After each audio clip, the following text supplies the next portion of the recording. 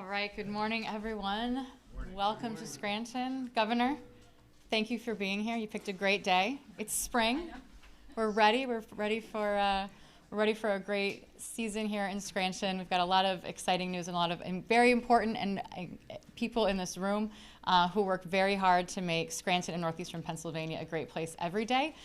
We have many of our labor representatives here. We're appreciative of UA Local 524 for hosting us.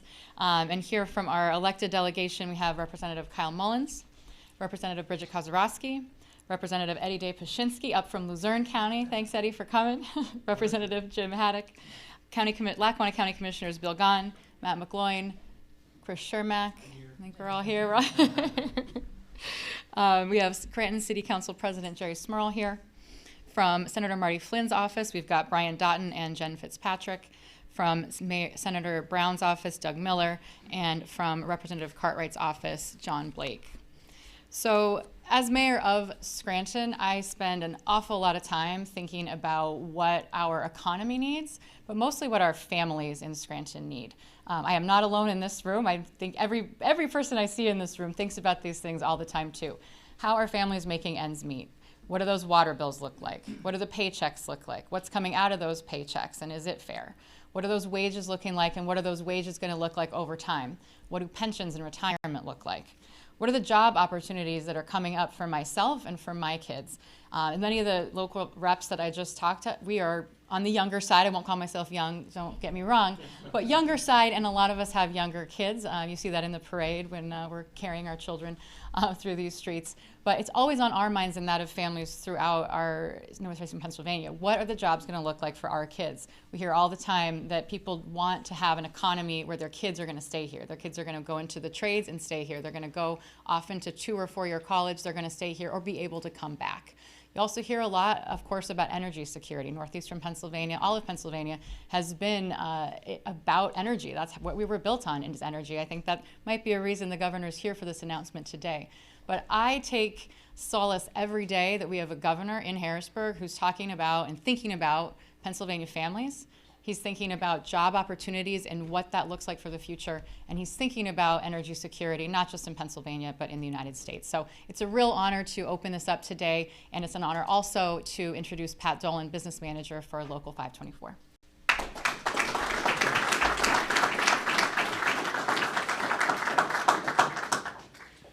Thank you, Mayor. Good morning, everybody. Happy to see so many people in the room.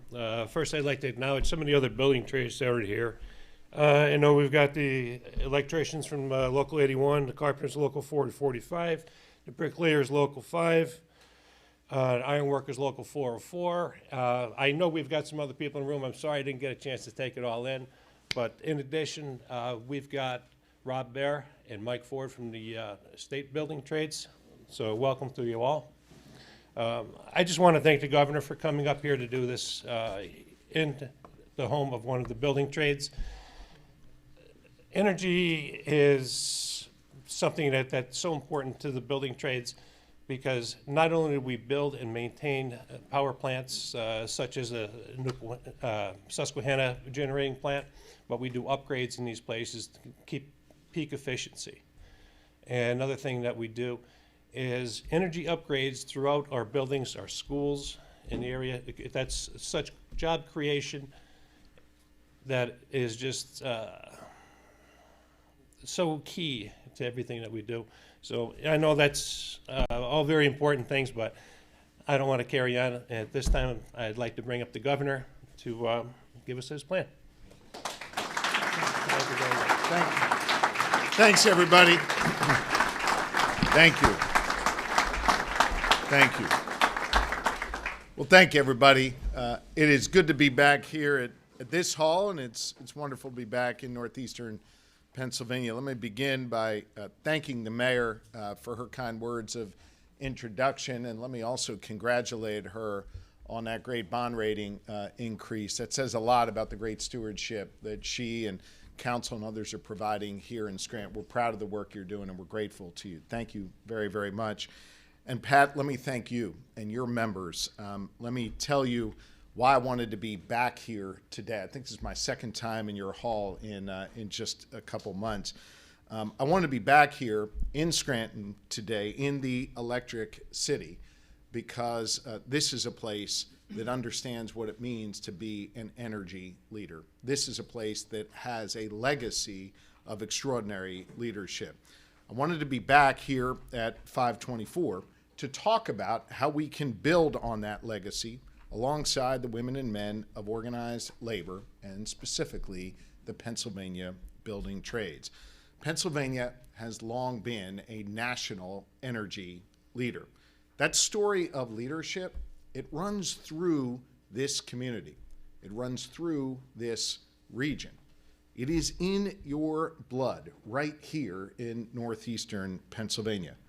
The first coal mine opened up in Pittston in 1775, a year before our nation was even founded. More than a century later, the coal industry, its spirit of energy leadership, attracted Americans and foreigners alike from across the country and around the world to move right here to the Wyoming Valley.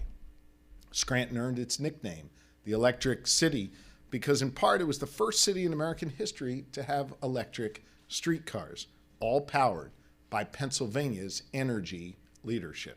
That legacy is something we should all be proud of all across this Commonwealth. The coal mines and the oil fields of northeastern and western Pennsylvania. It fueled the Industrial Revolution. It created good jobs, lifted people out of poverty, helped start the modern labor movement, and it made sure that folks could put food on the table for them and their families. It gave people a brighter future. It gave them real opportunity and freedom. When fascism threatened freedom overseas, our Commonwealth, it was here in Pennsylvania that we produced the energy that made the arsenal of democracy the most powerful manufacturing base in the world. And that, my friends, that freedom, that opportunity, that was powered by the Pennsylvania workers and Pennsylvania energy. We were, and still are, a people-powered economy. The members of Local 524 and the building trades across the Commonwealth, well, they carry on that legacy today, all across Pennsylvania, building the future of Pennsylvania energy. We've got to reject the false choice between protecting energy jobs and protecting the planet. We can do both. We must do both. And doing nothing at this moment is not an option. It is time that we together write the next chapter. And I came back here today to northeastern Pennsylvania to talk to you about that next chapter and to announce it right here in a union hall. A few weeks ago, I unveiled the Commonwealth's first economic development strategy in nearly 20 years, and it relies heavily on energy as one of the key pillars of opportunity across this Commonwealth. Pennsylvania's energy industry has long created jobs, spurred growth and innovation, and ensured consumers have reliable, affordable power. But unfortunately, let's be honest, in recent years, we have failed to fully capitalize on that, and other states are moving fast to catch up and try and overtake us. They've put in place new policies that protect and create energy jobs, that spur innovation and attract investment, and ensure public safety and health. We need to be more competitive again in Pennsylvania, and we've got to rekindle that competitive spirit. That's why I brought together a working group of leaders from across the energy industry, organized labor, environmental groups, and consumer advocates to come up with a plan that would protect Pennsylvania's position as an energy leader and develop a comprehensive strategy for the future. I've made clear that any energy policy supported by my administration must meet a three-part test. First, it must protect and create energy jobs. Second, it's got to take real action to combat climate change. And third, it's got to ensure reliable, affordable power for consumers here in Pennsylvania now and long into the future. For the first time ever, all of those stakeholders came together around a table, including folks like Jackson Morris from the NRDC, Pennsylvania's consumer advocate, Patrick Cicero, and the president of the Pennsylvania Building Trades, Rob Baer. all of whom join us here today. Think about that. All of them are here today. All of them worked hard to get us here today. Folks said it couldn't be done, that we could bring three different interests like that together and communicate. Yet that's exactly what they've done and what we've done together. Despite their differences, they ultimately reached consensus in that working group, and they agreed to a cap and invest initiative built for Pennsylvania by Pennsylvanians, and they determined that that is the right path forward for Pennsylvania.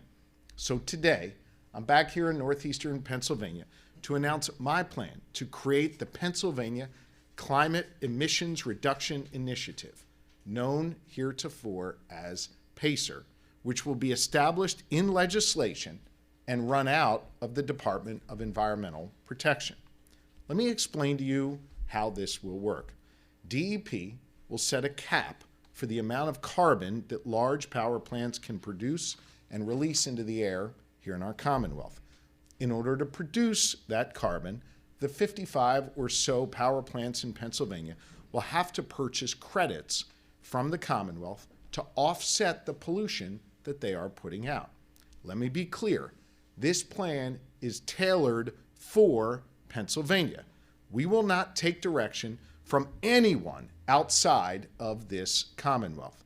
This initiative will be established by us, run by us, and benefit us. We will set our own cap.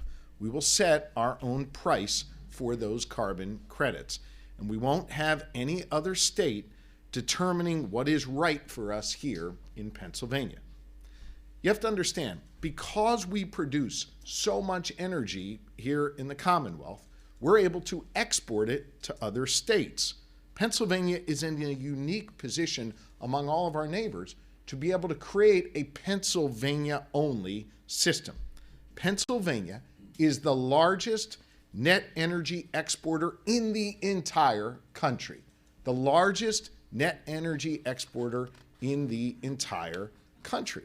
Consider that for a moment. We export more megawatts of power than any other state in the United States of America. In fact, more than 30% of all the energy we produce here in Pennsylvania ends up powering homes and businesses outside of the Commonwealth's borders. That's a unique position of strength, and it is a unique opportunity for all of us if we seize this moment.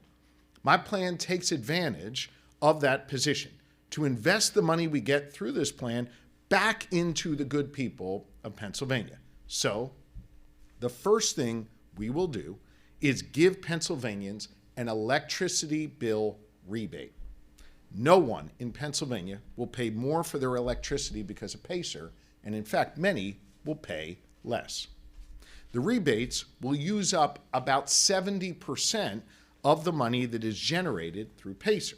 So then the question is, what are you going to do with the other 30%? Well, with the other 30%, we will reinvest in large energy producing facilities in Pennsylvania. Places like Hunlock Creek Power Station in Luzerne County or Homer City in Indiana County will see significant investments. Then we'll work to lower costs even more for low-income Pennsylvanians. And we'll put that money toward clean energy and energy efficiency for homes and small businesses to help lower electricity bills even further. So in a nutshell, PACER will lower costs for consumers, reduce pollution in our communities, and protect and create energy jobs. If the legislature passes my plan known as PACER, I will sign it and immediately remove the Commonwealth of Pennsylvania from RGGI. Instead, we will have in its place a Pennsylvania-made and Pennsylvania-run system. It is a common sense energy policy that I'm putting forward this morning that builds on this legacy of leadership, something you understand right here in Scranton. And it sets us up for decades to come to seize this opportunity and be far more competitive than we are right now. So PACER is the first part of this plan. Now let me tell you about the second piece of it. The second part of my plan calls for Pennsylvania to use more sources of energy to create a more reliable and sustainable energy industry all across this Commonwealth. Think about this for a moment. 20 years ago, Pennsylvania was actually a national leader on clean energy when we introduced our alternative energy portfolio standards, which established the kind of energy that we were going to use here in Pennsylvania and where it comes from. We were one of the first states to adopt those what's known as AEPS standards. But we haven't made any updates to that in the last 17 years. Heck, I voted for that when I was in the House way back in 2007. I think I was there with Eddie Day at the same time. Since that time, since that vote I and Representative Paszynski cast, we've done nothing.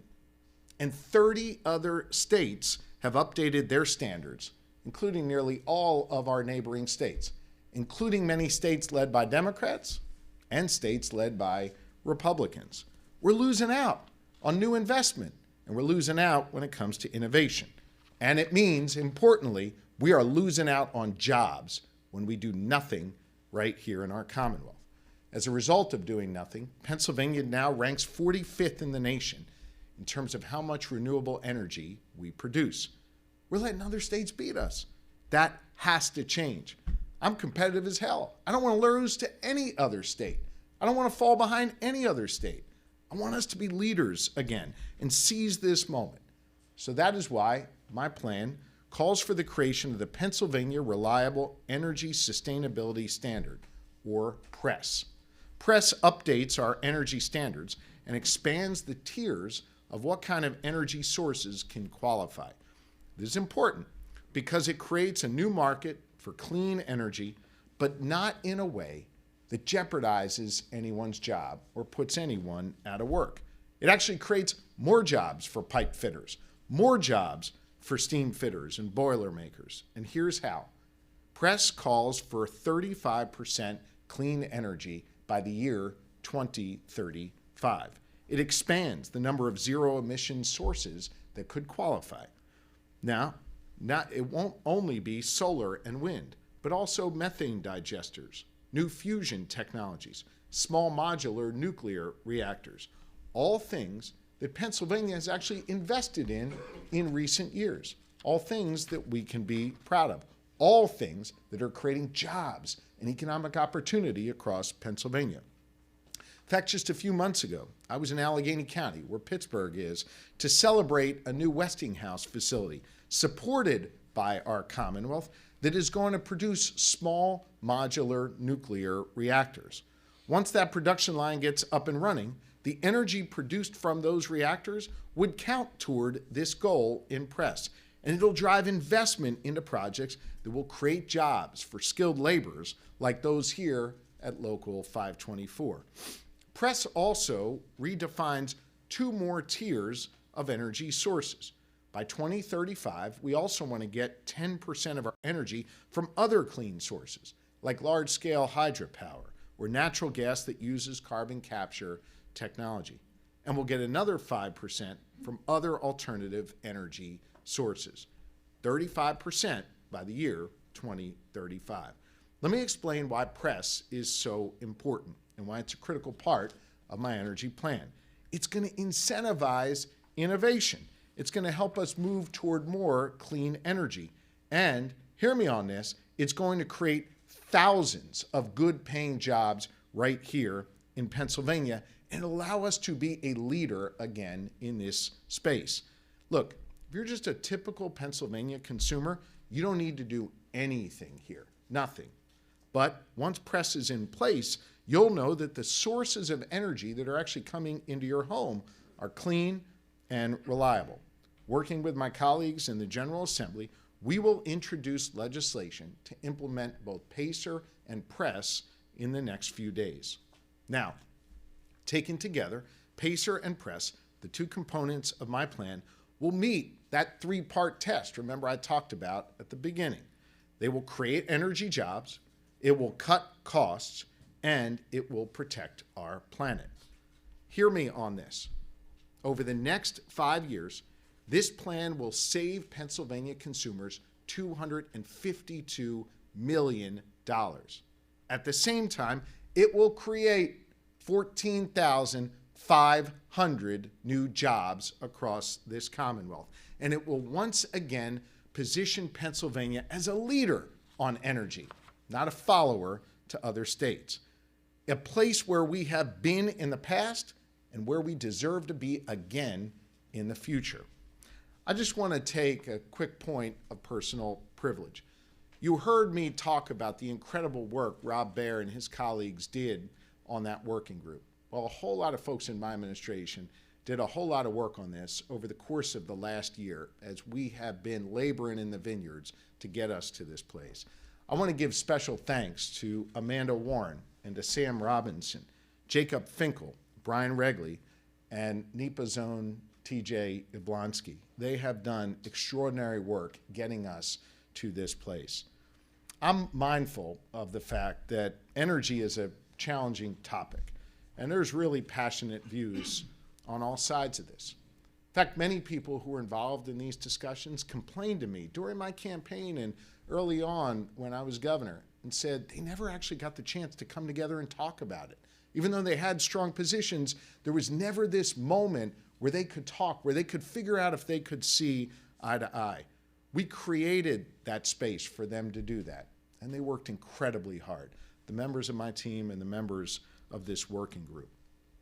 I'm mindful of the fact, and so are these wonderful public servants here, that Pennsylvania is the only state in the nation with a divided legislature. One chamber led by Democrats, one led by Republicans. And you know what that means? It means nobody gets everything they want. It means we've got to compromise. And you know what? Compromise is a good thing. It forces us most of the time to do things that are common sense. If we've learned anything as the only state in the nation with a divided legislature, it's that we've got to come to the table. We've got to talk. We've got to engage. We've got to have the kind of hard conversations that these folks have had in order to do good for the good people of Pennsylvania. The plan I'm introducing, yeah, it's bold. It is big. It's going to require a whole lot of work. But now is the time to act. Now is the time to keep people coming together, to hear Democrat and Republican voices at the table, and to get stuff done for our fellow Pennsylvanians. I want to be really clear about something. Doing nothing is not an option. There are consequences to doing nothing. If those who propose to just sort of sit this out and do nothing have their way, well, you know what'll happen? Consumers are going to end up paying more for their electricity bills if we do nothing. We also won't create enough jobs and opportunities for our businesses and our labor unions to evolve and grow over the next decade or more. We'll see more pollution and damage in our communities already suffering the impacts of climate change. If they choose to do nothing, they're choosing to be less competitive in an environment that demands us to bring excellence to the table every single day. They're choosing to fall behind if they choose to do nothing. I'm sick and tired of falling behind other states on energy, on economic development, on creating jobs and economic opportunity for folks. It's time to do better. It's time to do better in a multitude of ways, especially when it comes to energy. And it is long past time to take action in this space. It's time to take these common sense steps to cut costs, protect our planet, and create jobs. And that is exactly what my plan will do. So I'm calling on the legislature, members of both parties, to do their part, to come together, to find common ground, and to pass these two bills. Send them to my desk, and let's ensure that, again, Pennsylvania can be a leader amongst the other states all across this nation, that we can, again, power this great nation and this world with Pennsylvania labor and Pennsylvania energy. One of the important people who's been by my side throughout these tough conversations, who's helped us find common ground, who's helped make sure that we could have a plan that creates jobs in Pennsylvania, has been Rob Baer, the leader of the Pennsylvania Building Trades. And it's my pleasure to introduce him now for a few words. Thank you.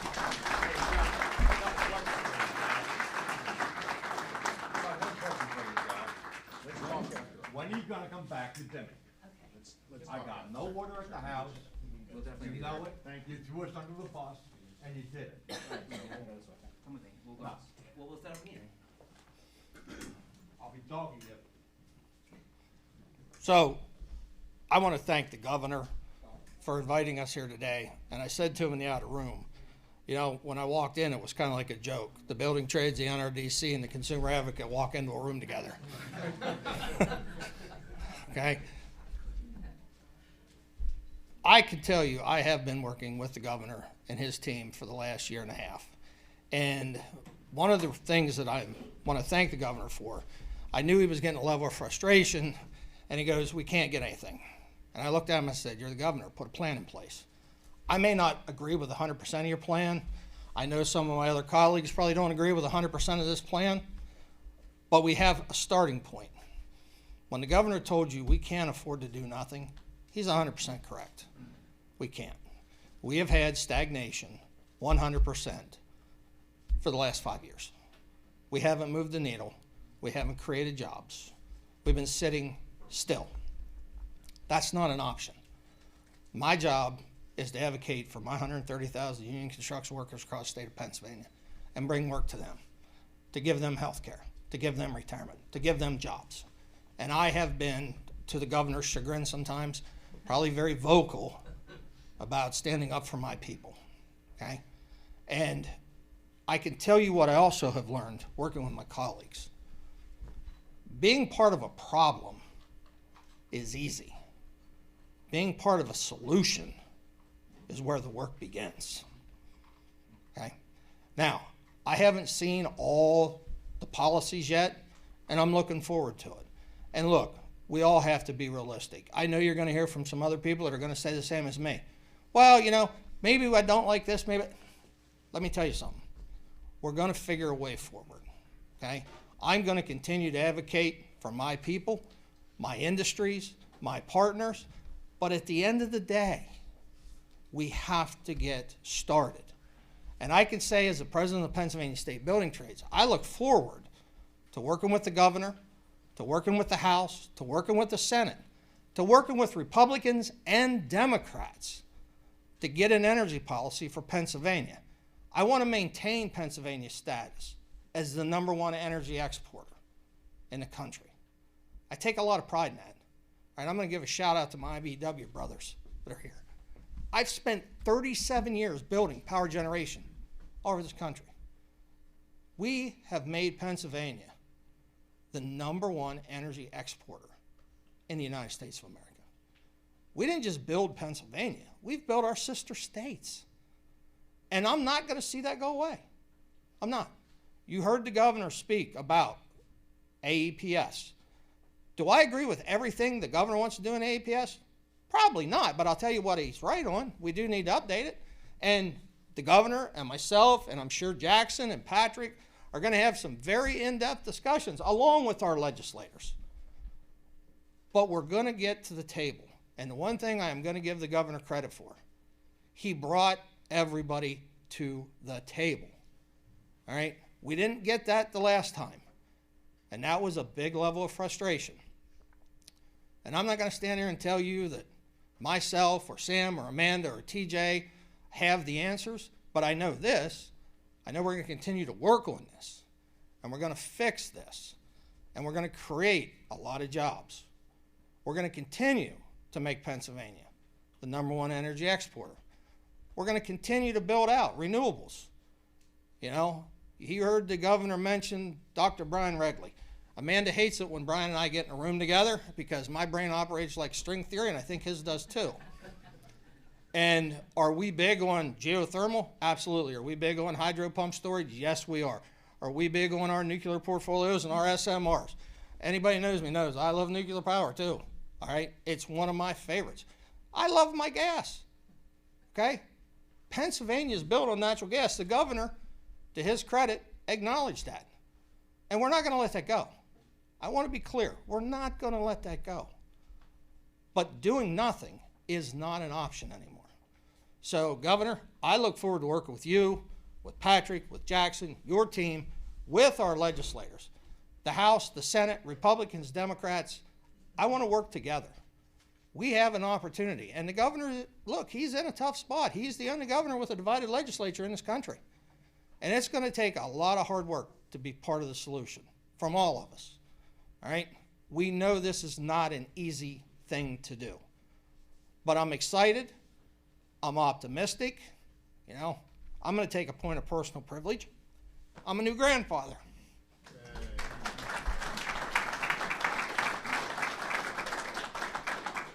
I want to leave a state for my grandson to grow up in that he has a good job, he doesn't have to travel, he has clean air, he has clean water, and he has a future.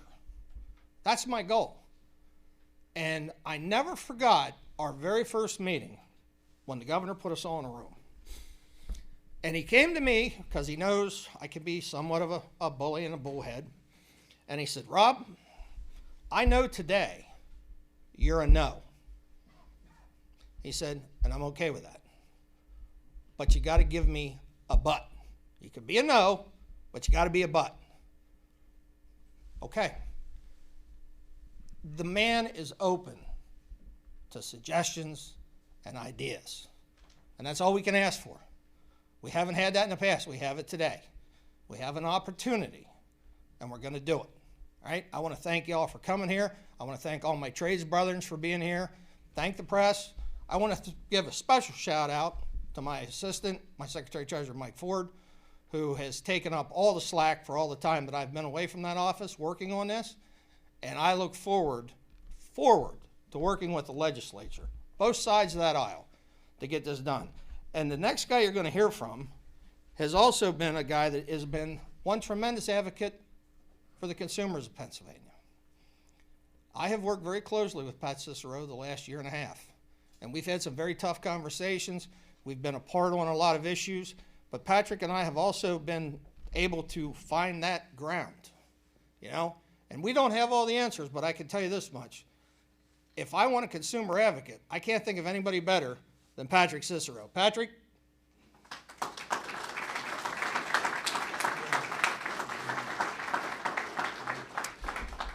Well, there is no harder job than following Governor Shapiro and Rob Baer to a podium. I want to thank Rob for the kind and generous introduction. I want to thank the governor for inviting me here today and all of you for being here. My name's Patrick Cicero, and I have the utter privilege of being Pennsylvania's consumer advocate. Some of you don't know this, but Governor Shapiro, when he was then the Attorney General, nominated and appointed me to this position in 2021. He was looking for somebody who was dedicated to the consumers of Pennsylvania, and I have spent my life working on behalf of consumers, and it is a joy and a privilege to go to work every day. One of the key roles of my job as consumer advocate is to fight for Pennsylvanians facing challenges on their utility and energy bills. This is no simple task. It requires a focus on the present crisis of unaffordability while looking to the future to ensure that households have reliable access to energy now, tomorrow, and the next day. Balancing present needs with future risks is part of that job. That's why I was pleased when Governor Shapiro asked me to be a part of the working group to explore the challenges and opportunities posed by the Cap and Invest program here in Pennsylvania. Along with energy industry leaders, organized labor, and environmental groups, we came to some consensus, which is no small feat either. We came to the consensus that we need to ensure that consumer interests, environmental interests, and labor interest were all equally protected in this. We agreed that a Pennsylvania-specific program with Pennsylvania interests at heart and a Pennsylvania-specific Cap and Invest program that not only keeps energy bills flat for many, but reduces those bills for lots of Pennsylvania consumers is the key to success. Today's announcement makes that vision one step closer to reality, and I look forward to working with the governor and the General Assembly on this as we move forward. Governor Shapiro's PACER program would drive 70% of the revenue back to Pennsylvania consumers on their energy bill. It would provide a rebate on their electricity bill. That is more than any other cap and invest program in the entire nation. This plan is projected to save Pennsylvania households, Pennsylvania ratepayers, more than $250 million on energy bills in the first 5 years alone. Lower utility bills, more reliable energy industry, more jobs and cleaner air. That's a win in my book. Now, I know the governor is a basketball junkie. That feels like a crossover step back three. That's what that feels like to me. Alongside these important proposals, I believe we also need to deliver additional consumer protections for hardworking Pennsylvania households, and there are bills in the General Assembly that do just that. This year alone, we have the opportunity to end unfair utility termination practices and bogus reconnection fees that make it harder for folks to get their lights back on when they're facing termination. We should make it easier for waivers for those who are suffering from medical conditions to improve access to sensible payment arrangements that minimize the number of households who are disconnected from service and maximize utility revenue. Last year alone, more than 330,000 households had their utility service terminated for non-payment. That is far too many. We need to balance present needs with future risks. This plan helps with that. There are way too many households losing their service.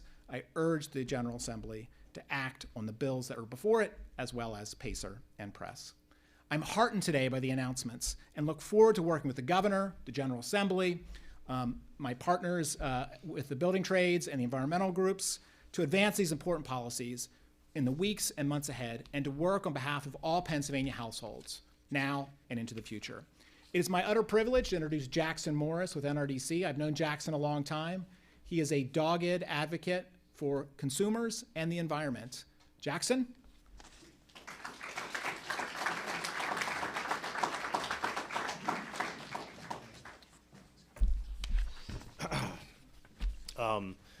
Good morning. Thanks for the governor inviting me to speak today. I also want to echo his thanks to his amazing team. I give a lot of credit to the governor, but I think he's only going to be as successful and as great at his job as the people that work with him. And they did tireless work. This was a lot of people go to the beach for the summer. The members of the working group decided to spend like 8-hour days in like conference rooms with no windows, although they did give us food and water, so there was that. But today, I mean, really excited to talk a little bit about this package that's put forward. I think it is nation leading, and it really can deliver a lot of promise for Pennsylvania. With Governor Shapiro's leadership on a bold carbon cap and invest program for the power sector along the lines of PACER, coupled with a recharged and ramped up clean energy standard along the lines of PRESS, we can make Pennsylvania a national leader on clean energy while creating a vibrant and equitable clean energy economy right here in the Commonwealth. As we've heard the governor and my friend Rob Baer and many others today, inaction is simply no longer an option. We can and must forge a path forward together that tackles climate change, protects consumers, and creates family-sustaining jobs. And with the tailwinds of the once-in-a-lifetime federal incentives for clean energy under the Inflation Reduction Act and bipartisan infrastructure law, there has literally been no better moment to seize this opportunity. NRDC continues to believe the Regional Greenhouse Gas Initiative, or RGGI, would deliver that future for Pennsylvanians and fully support the state's continued defense of that regulation in court. But we're also open and eager to explore alternative approaches, such as what's envisioned in the PACER legislation, that could deliver comparable emissions reductions while generating vital funding to reinvest in communities across the state. And we look forward to working with the governor, the legislature, and the diverse stakeholders you've heard from today to pursue that possibility. We, labor, environmentalists, and consumer interests, are all in this together. Because if we don't act now, Pennsylvania will be left behind. We need the legislature to act for Pennsylvania's energy jobs and to ensure our energy is clean and affordable. And done right, Pennsylvania could be the first and only major net exporter of increasingly clean electricity in the nation that also has a bold carbon cap and invest program on the books. Not only that, but our own analysis has shown that by adopting such a policy, combined with a strong clean energy standard, Pennsylvania could drive net carbon reductions across the entire PJM regional grid. From Scranton to Philadelphia to Pittsburgh and up to Erie, Pennsylvanians value their state. We know we want clean air, safe drinking water, and natural wildlands. And we can have all those things and a strong clean energy economy where families can thrive. NRDC is committed to working to make that promise into a reality for the Commonwealth. Our kids are counting on us to make it happen. Let's get to work.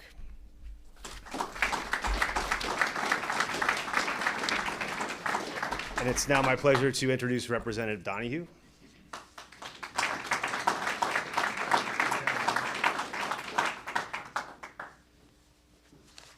Thank you, and thank you to the governor for coming to the city of Scranton in the 113th district, especially in our high holy days of early March.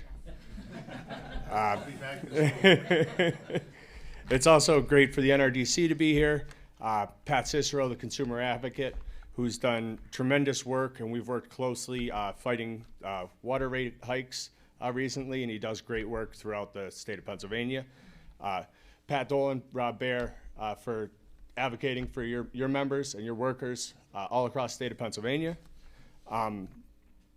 For years, discussions on energy policy have been a constant back and forth between the legislator and the governor, both previous and current, on whether Pennsylvania will participate in RGGI, what constitutes a tax versus a fee, and that list goes on.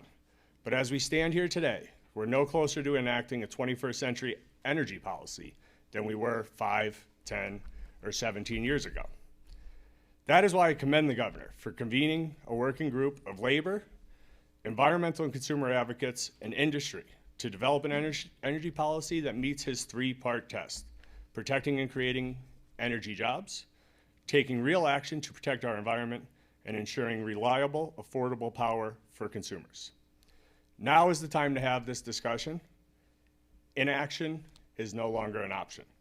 We owe our children a future that provides them an environment with clean air and clean water, reliable energy sources, and an economy that works for everyone.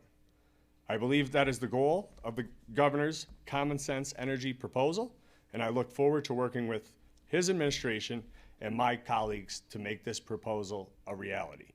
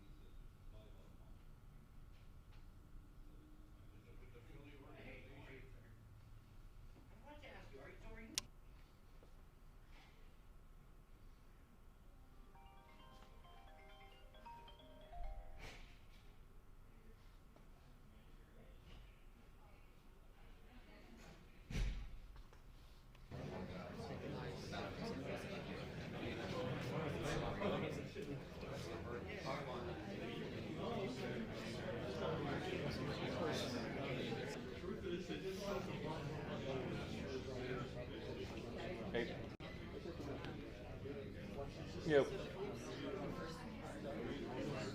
Greg. You guys,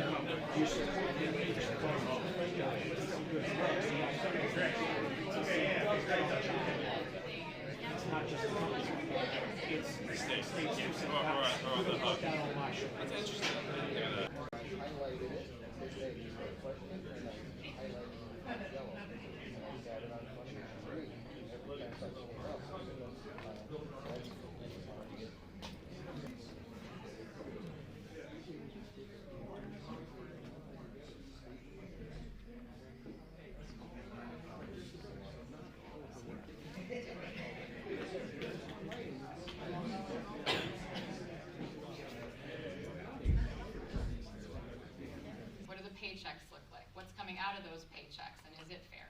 What are those wages looking like, and what are those wages going to look like over time? What do pensions and retirement look like? What are the job opportunities that are coming up for myself and for my kids? Many of the local reps that I just talked to, we are on the younger side of Oklahoma. That's what we were built on, is energy. I think that might be a reason the governor's here for this announcement today. But I take solace every day that we have a governor in Harrisburg who's talking about and thinking about Pennsylvania families. Give us his plan. Thanks, everybody.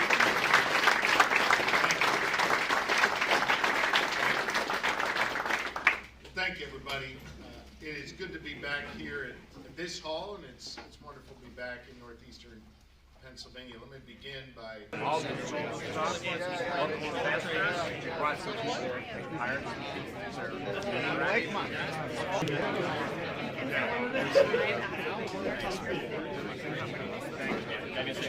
Yeah, what's up, guys? How are you?